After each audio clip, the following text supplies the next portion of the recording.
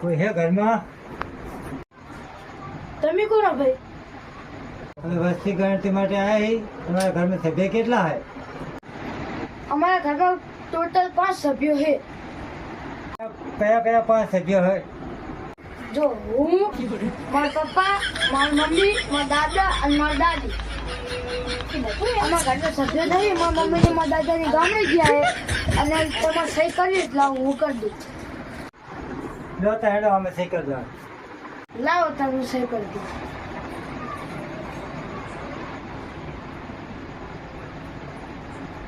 લો વાહ, સહી થઈ ગઈ હવે.